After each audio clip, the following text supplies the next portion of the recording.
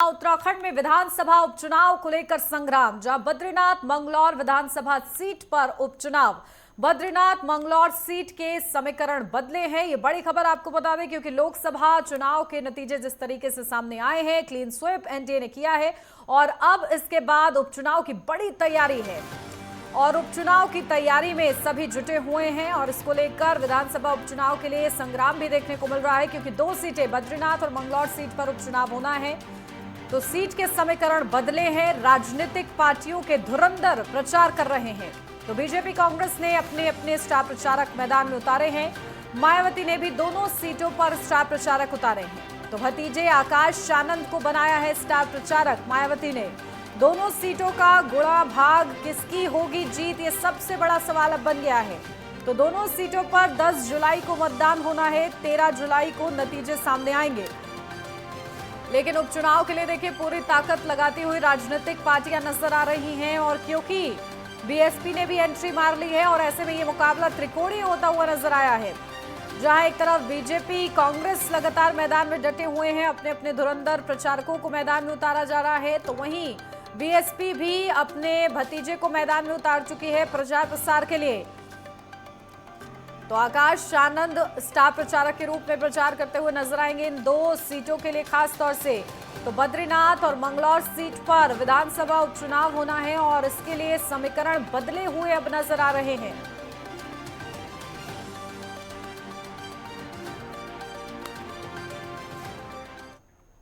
Update लेते हैं, हमारे संवाददाता उपेंद्र सिंह राणा हमारे साथ जुड़ गए, सीधा उन्हीं का रुख करते हैं। उपेंद्र, क्या कुछ अपडेट मिल रही है? देखिए उपचुनाव की जिस तरीके से तैयारियां चल रही हैं और त्रिकोणीय क्योंकि अब ये मुकाबला हो गया है, बीएसपी ने भी एंट्री मार ली है, क्या तस्वीरें और क्या अपडेट आपको मिल रही है?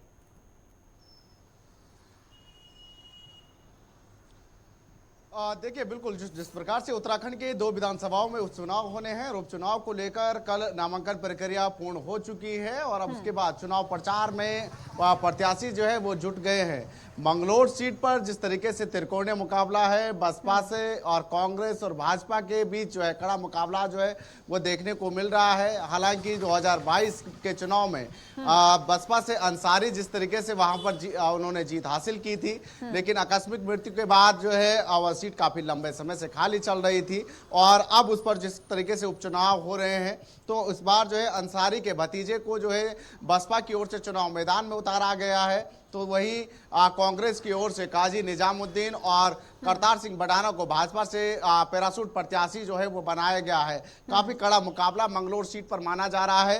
हालांकि भाजपा के लिए चुनौती मंगलौर सीट जो है वो मानी जा रही है, क्योंकि अभी तक जिस तरीके से मंगलौर सीट पर एक भी चुनाव जो है वो भाजपा नहीं जीत पाई है और वहीं जिस तरीके से बसपा और कांग्रेस लगातार एक के बाद एक जो है चुनाव जीतती हुई वहां पर आई, तो एक कहीं ना कहीं दोनों में कांटे की टक्कर जो है वो मानी भी जा रही है। और वहीं भाजपा एक कड़ी चुनौती के बीच जिस तरीके से उन्होंने हरियाणा से पैरासूट प्रत्याशी करतार सिंह बडाना को वहां पर उतारा है, तो एक बड़ी चुनौती भाजपा के सामने है और लगातार वो चुनाव प्रचार में भी जुटी हुई है। वहीं बद्रीनाथ सीट की अगर बात की जाए तो जिस तरीके से राजेंद्र भंडारी को भाजपा की ओर से प्रत्याशी बनाया गया है और लखपत सिंह बुटोला जो कांग्रेस से पहली बार जो है विधानसभा के प्रत्याशी जो है वो बनाए गए हैं।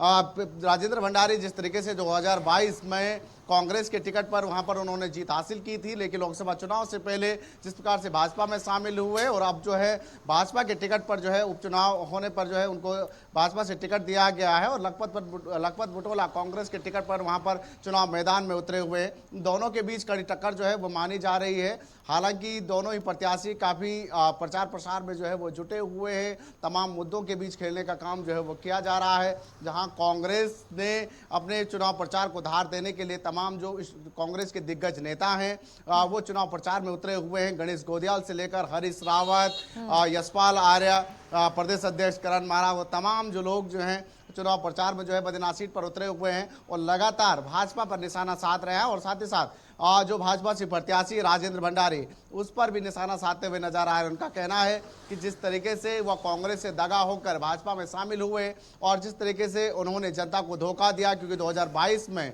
जिस तरीके से जनता ने विश्वास में लाकर जिस तरीके से उन्होंने वोट दिया था, लेकिन 2022 के बाद जब लोकसभा चुनाव से पहले उन्होंने जो है कांग्रेस से धोखा करने के बाद भाजपा में शामिल हुए, इस तरीके के जो है लगातार उन पर निशाना साधा जा रहा है। और महंगाई, बेरोजगारी के मुद्दे और जिस तरीके से कानून व्यवस्था को लेकर जो है सरकार को घेरने का काम भी जो है वो किया जा रहा है। यानी कि ये कह सकते हैं कि चुनाव प्रचार जो है को धार देने की कोशिश जो है कांग्रेस की ओर से जो है पूरी तरीके से किया जा रहा है। क्योंकि 2022 में बद्रीनाथ सीट जो है कांग्रेस के पास थी, लेकिन अब जो है 10 जुलाई को जब मतदान होगा और 13 जुलाई को जब मतगणना होगी तो ये देखना होगा कि बद्रीनाथ की जनता जो है किसे सपोर्ट करती है और किसे वहां से जिताकर विधानसभा भेजती है।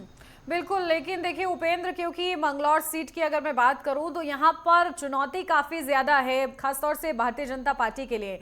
ऐसे में स्टार प्रचारक जो हैं किस तरीके से मोर्चा संभाल रहे हैं, क्योंकि मैदान में अब आकाश आनंद भी उतर चुके हैं जो कि प्रचार प्रसार करते हुए नजर आएंगे। देखिए, खास तौर पर बंगलोर सीट पर बड़ी चुनौती भाजपा के सामने है। वहां पर जिस तरीके से 33 स्टार प्रचारक जो है भाजपा की ओर से उतारे गए हैं और 33 स्टार प्रचारक जिस तरीके से प्रचार प्रसार जो है मंगलोर सीट पर करते हुए दिखाई देंगे। खुद जो है हरिद्वार के सांसद त्रिवेंद्र सिंह रावत जो है वो मोर्चा संभाले हुए हैं। उनको जिस तरीके से जो है वहां की जिम्मेदारी जिस तरीके से दी गई है तो चुनाव प्रचार में भी उतरे हुए हैं और तमाम मुद्दे हैं। क्योंकि जिस तरीके से मुख्यमंत्री पुष्कर सिंह धामी का ये मानना है कि विकास के नाम पर जो है इस बार का उपचुनाव जो है वो होगा। वहीं कई नेताओं का और जिस तरीके से सांसद हरिद्वार त्रिवेंद्र सिंह रावत का भी बयान आया कि ज़्यादातर उपचुनाव जो है सत्ताधारी दल जो है वो जीतते हुए आए हैं और अक्सर ये देखा गया है कि जब सत्ताधारी दल के पक्ष में ही ज़्यादातर वोट जो है वो पड़ते हुए दिखाई देते हैं। लेकिन हालांकि लोकसभा चुनाव में भाजपा को भले ही 5 सीटें पर जीत मिली हो और क्लीन स्वीप जिस तरीके से भाजपा ने किया हो, लेकिन उपचुनाव में एक बड़ी चुनौती भाजपा के सामने कहीं ना कहीं बनी हुई है। क्योंकि मंगलौर में अभी तक जीत हासिल भाजपा नहीं कर पाई। ऊपर से जिस तरीके से पैराशूट प्रत्याशी को मंगलौर सीट पर जो है उतारा गया, क्योंकि एक स्थानीय प्रत्याशी जिस तरीके से भाजपा को वहां पर कोई मिला नहीं, जिसके बाद उन्होंने पैराशूट प्रत्याशी को वहां पर उतारा। उससे कितना बेनिफिट को भाजपा को होता हुआ दिखेगा ये आने वाला वक्त बताएगा। किस तरीके से चुनाव प्रचार चलेगा, क्योंकि 10 जुलाई को जब मतदान होगा तो देखना होगा कि मंगलौर की जनता पैराशूट प्रत्याशी पर कितना भरोसा जताती है।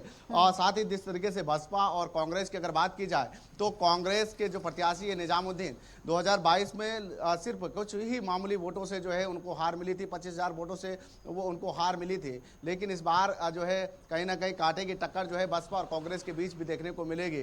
और जिस तरीके से अंसारी के भतीजे को जो है वहां पर टिकट दिया गया है और बसपा ने भी पूरी ताकत जो है वो झोंक दी है। स्टार प्रचारकों की लिस्ट उन्होंने भी जारी की है, वहां पर स्टार प्रचारक जो है वो प्रचार प्रसार करते हुए दिखाई देंगे। दूसरी अगर बद्रीनाथ सीट की भी बात की जाए तो इसी तरीके की कमावेश स्थिति जो है वो बनी हुई है।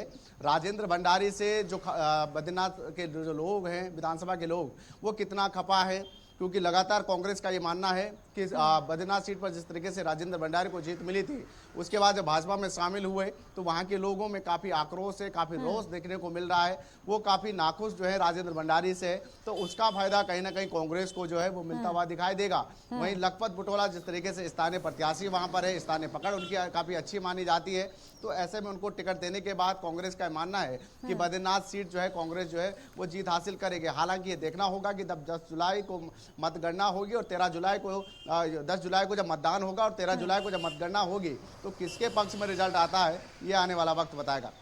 बिल्कुल, और देखिए क्योंकि लोकसभा चुनाव में उपेंद्र बीएसपी ने कुछ अच्छा प्रदर्शन नहीं किया है, तो ऐसे में जोश इन 2 सीटों पर खासतौर से मंगलौर, माफ कीजिएगा, सीट पर कैसा नजर आ रहा है? क्योंकि कहीं ना कहीं कॉम्पनसेट करना चाहेगी बीएसपी की लोकसभा चुनाव में जो खराब प्रदर्शन करके आई है, अब उसको लेकर फुल जोश में नजर आ रही है कि नहीं? देखिए, अगर मंगलौर सीट की अगर बात की जाए तो मंगलौर सीट पर जो है कई जाति धर्म विशेष के लोग जिस तरीके से वहां पर रहते हैं, एक अलग कम्युनिटी जिस तरह के लोग जिस तरीके से वहां पर रहते हैं, तो उससे जो है ज्यादातर वोट बैंक जो है वो बदल जाता है। अकेले जो है अगर 45% जो है मुस्लिम बहुल्य क्षेत्र जो है मंगलौर सीट को माना जाता है, तो सबसे ज्यादा मुस्लिम बहुल्य क्षेत्र जो है मंगलौर सीट है। और जिस तरीके से बसपा के बाद कांग्रेस के बाद बसपा जो है वहां पर उन्होंने जीत हासिल की है और 2022 में बसपा के प्रत्याशी जिस तरीके से जीत हासिल की थी। हालांकि लोकसभा चुनाव में उनका प्रदर्शन उस तरीके से नहीं रहा है, सिर्फ 4% वोट ही जिस तरीके से वहां पर बसपा के प्रत्याशी जो है वो लाए थे। लेकिन अगर विधानसभा की बात की जाए तो कहीं ना कहीं एक लोकलिटी और जिस तरीके से स्थानीय मुद्दों को देखते हुए वहाँ की जनता जो है ज़्यादातर सपोर्ट करती है, और साथ ही साथ जो स्थानीय नेता के चलते जो है ज़्यादातर सपोर्टिंग जो है वो हो जाती है। ऐसे में जिस तरीके से लोकसभा चुनाव में केंद्रीय मुद्दे ज़्यादातर हावी होते हैं कि केंद्र के किस तरीके से काम हो रहे हैं, केंद्र के मुद्दे क्या खास है, लेकिन विधानसभा में थोड़ा सा उससे उलट जो है वो देखा जाता है। बिल्कुल, देखिए मुद्दा बनाने में कितनी कामयाब रहती है तमाम राजनीतिक पार्टियां, उपेंद्र, ये देखना महत्वपूर्ण रहेगा। ठीक है, आप नजर बना के रखिएगा। बहुत शुक्रिया उपेंद्र आपका तमाम जानकारी के लिए।